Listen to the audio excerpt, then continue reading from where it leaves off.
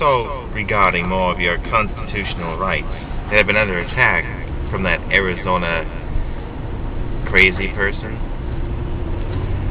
So, other things that are under attack in these days would be your right to a speedy trial, a fair trial. Habeas corpus. That stuff's all very important.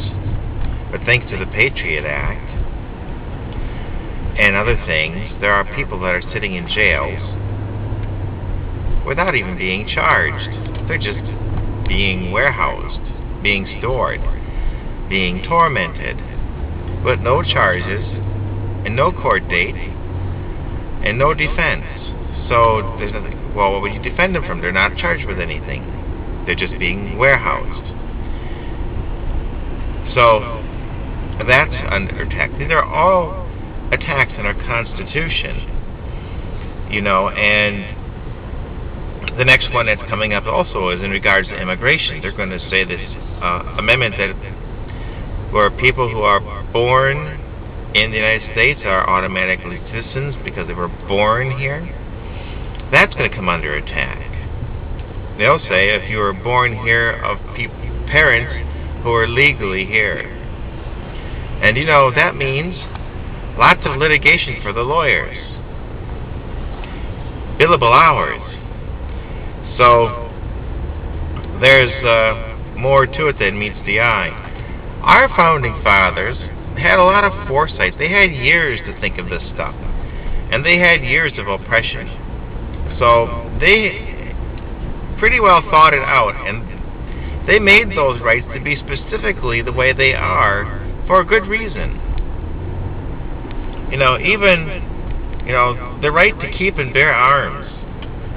Keeping means that you own them, and bearing them means you walk around carrying them. It's a right. So why would you have to license a right?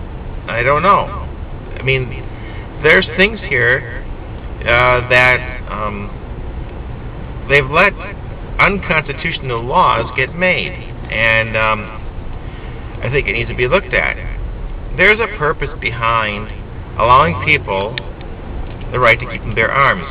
In these days, arms are defined as guns. There's a lot more arms that are arms than simply firearms.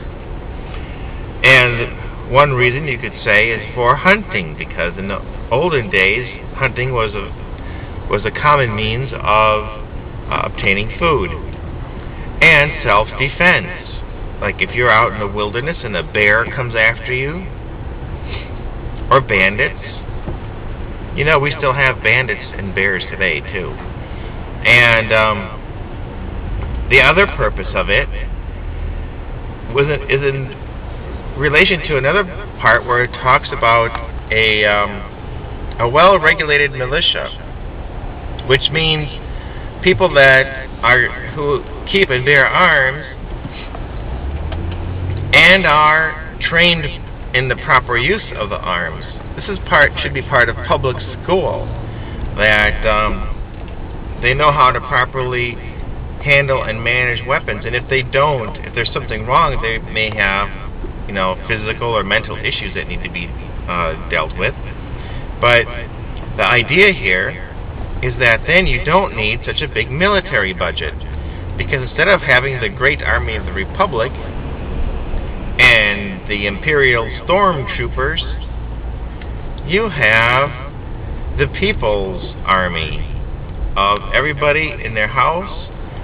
Every able-bodied adult is a soldier for your country, and then you don't have to spend so much on having these huge armies and army bases and all that. You just have to have some training for them, so that if the call comes and they need to regroup for some reason, it would work.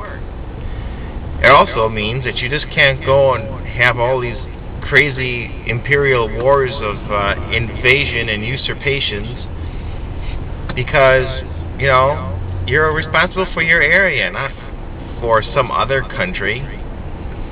So that's kind of the idea behind the Second Amendment And the thing about having a well-regulated militia, that it's more of a distributed, non-centralized defense system that doesn't cost your country huge amounts of budgetary outlays.